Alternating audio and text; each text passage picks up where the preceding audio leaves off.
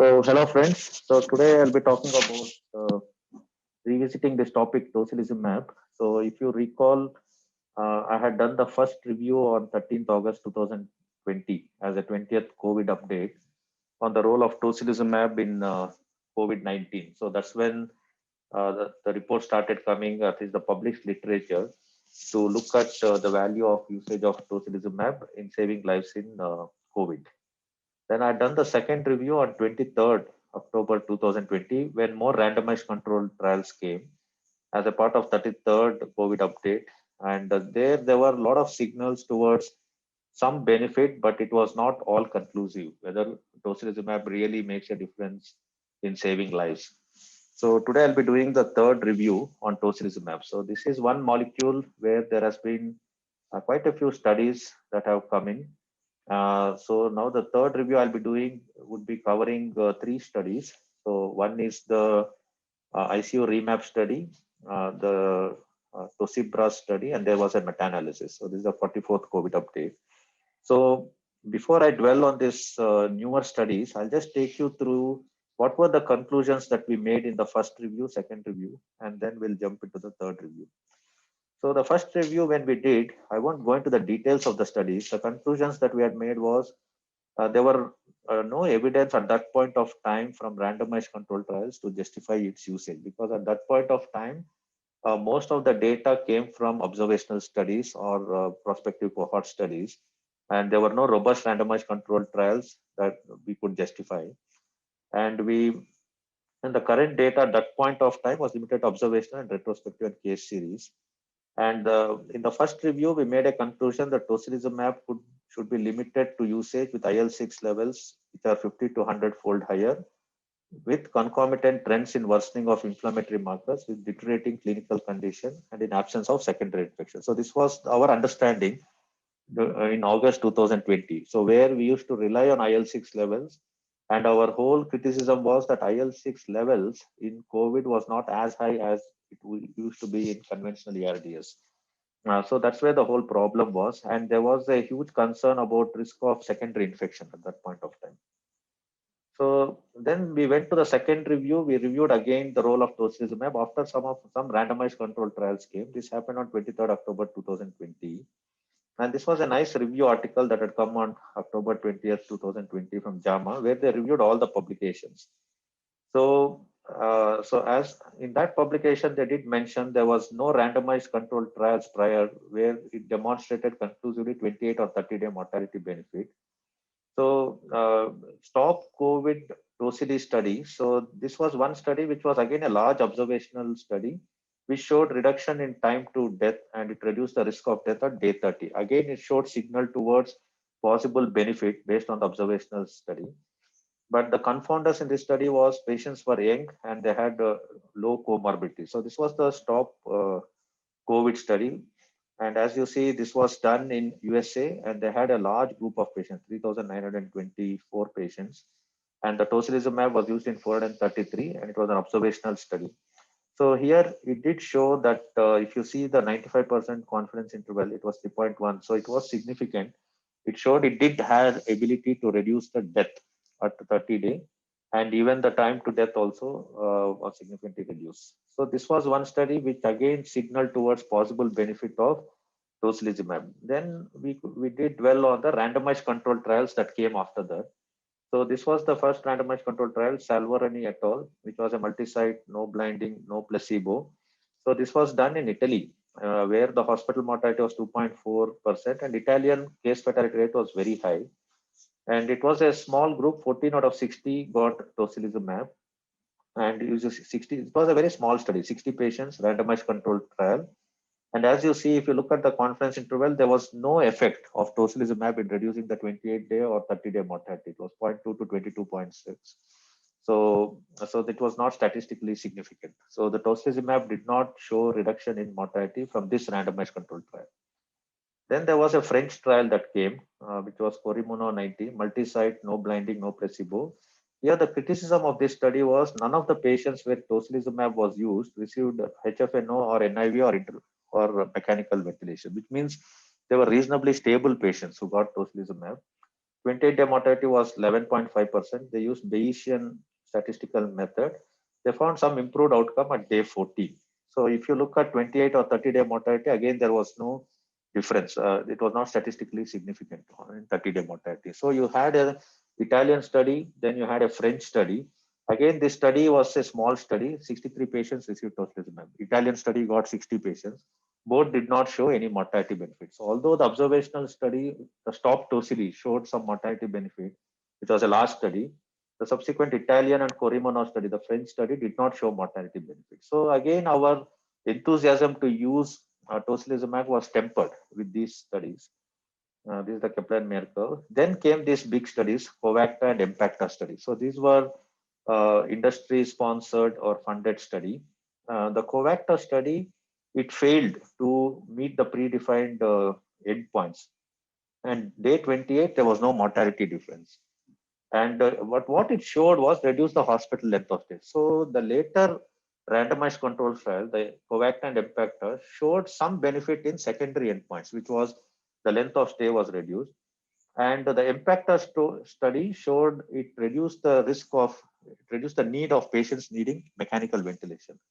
And it reduced 28-day deaths. So this was the first signal that came from randomized controlled trial that there is possibly some benefit with regards to certain secondary endpoints, which is mechanical ventilation reduction, maybe 28-day death and reduced in the hospital length of stay.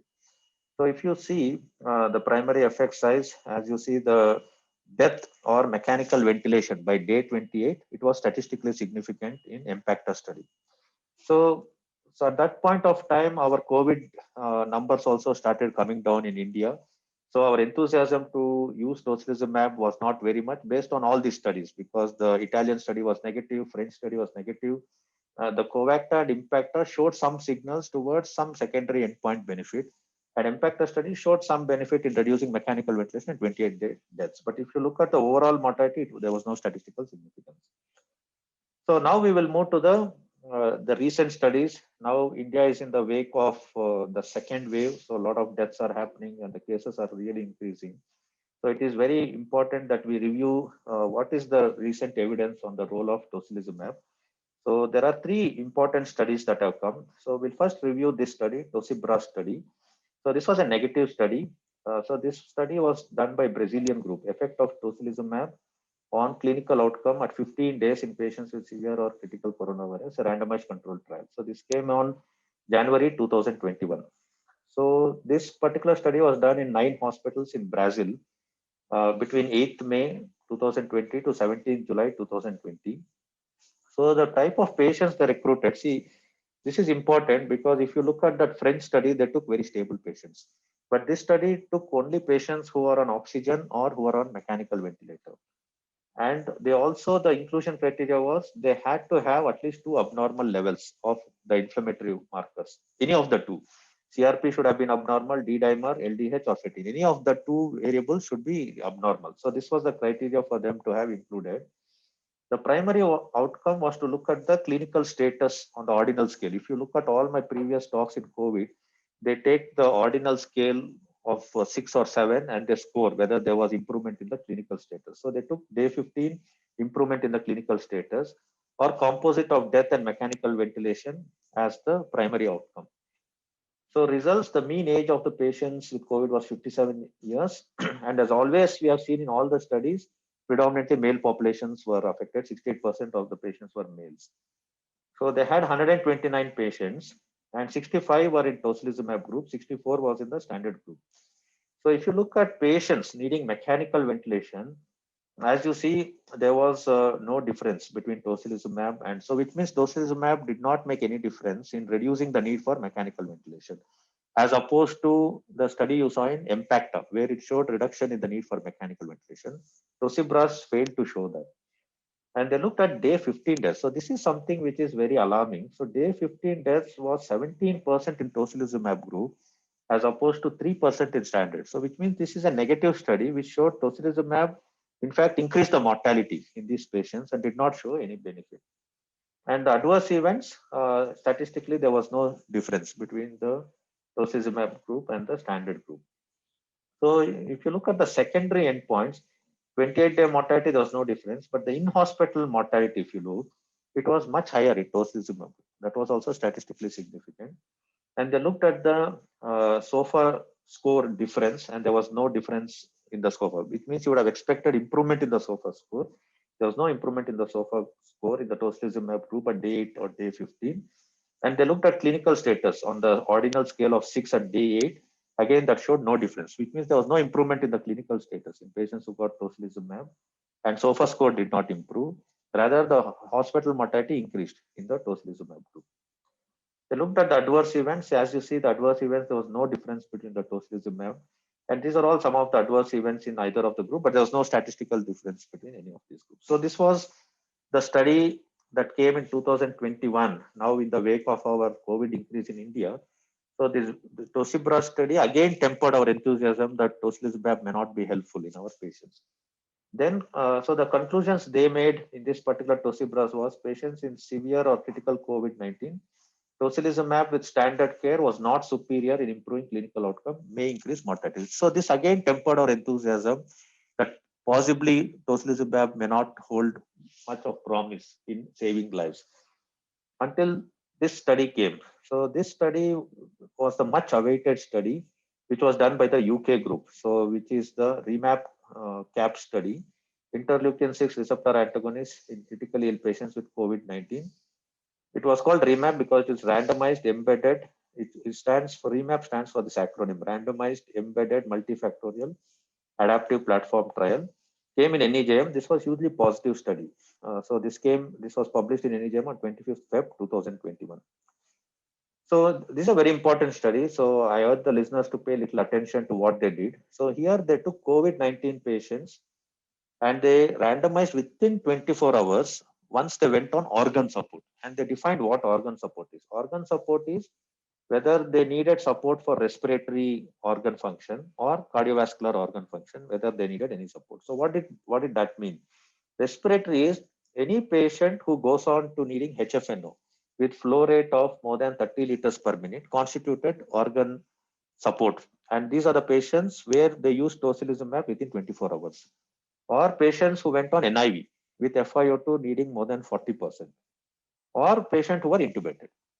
So these categorized as patients who needed respiratory support, where tocilizumab was given within 24 hours. And what is cardiovascular support? Cardiovascular support means any patient who needed vasopressors or inotropes to maintain their blood pressure or hemodynamic status constituted the organ support for cardiovascular. So any of these patients were randomized and tocilizumab was administered within 24 hours. So this is something very important in the wake of now increasing COVID in India. So this becomes important. So, and this becomes very pertinent to ICU because most of the ICU patients who get admitted to COVID, this is the scenario we may see where patients go on from simple face mask to NRBM and maybe to NIV or HFNC. That is the window that we need to look at in administrating tocilizumab if you have to subscribe to this study. So the study, they had three groups. They had tocilizumab, sarilumab, and standard. Tocilizumab, they gave 8 mg per kg, which is the standard, as an infusion over 1 hour. And sarilumab is again similar to tocilizumab. So they use 400 mg as a single dose. And tocilizumab, second dose, they used as per the clinical discretion if clinical deterioration happened. And second dose had to be used in 29% of the patients in this ICU REMAP study. And if you look at the results, 29% of their patients in this study, ICU REMAP, needed HFNO, 42% needed NIV, and 29% needed mechanical ventilation, and 93% were on steroids because the recovery trial had just come before this, and that was a standard of care. So all the patients in this study pretty much received steroids within 48 hours of recruitment into the study. So this was the breakup of the organ support that the patient needed. So what is the primary outcome they looked at? So the primary outcome they looked at in this study was organ support free days, which means the duration of HFNO, duration of NIV, or duration of mechanical ventilation, which was reduced. So free days has to be more to say that they have improved at day 21. And so the organ support free days, either from respiratory or CVS support at day 21, was the primary outcome.